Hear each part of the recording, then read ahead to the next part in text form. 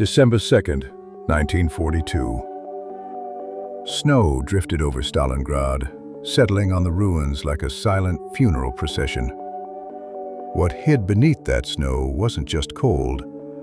It was the shadow of something approaching, something inevitable. In the western sector of the city, inside a half-buried command bunker, German officers leaned over weather-beaten maps.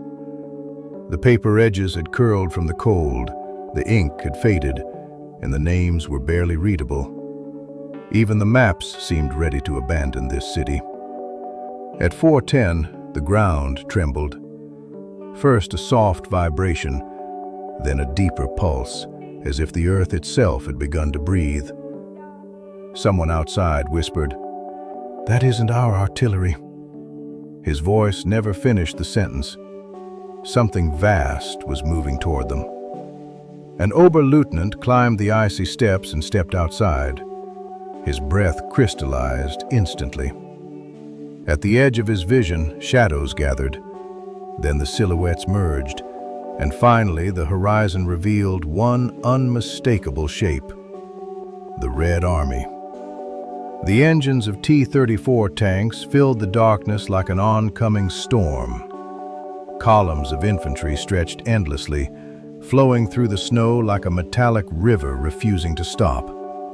The officer's jaw locked. The words died in his throat. Another officer stepped beside him, his voice numb.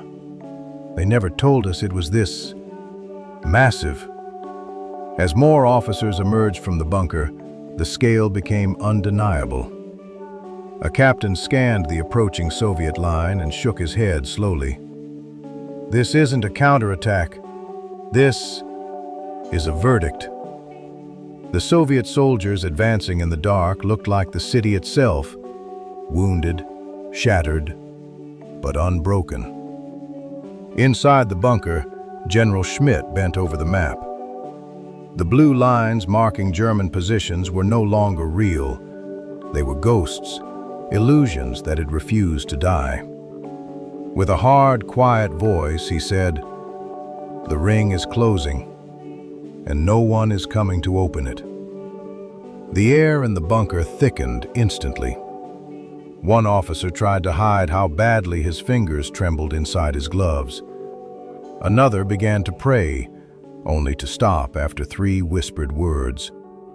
Even prayer couldn't find an echo in this city. Outside, the snowfall intensified. As the treads of T-34s crushed the ice beneath them, it felt as if time itself was being shattered. A German officer inhaled sharply and spoke the sentence that pierced everyone in earshot. "We won't stop them. They're no longer just soldiers. They're retribution." Soviet forces fanned across the streets of Stalingrad. Every step forward carried the weight of a nation that refused to die. Every silhouette moving through the smoke felt like the judgment of history. And in that moment, the German officers finally understood the truth. Stalingrad was no longer a battle. It was a reckoning, and their fate had already been written.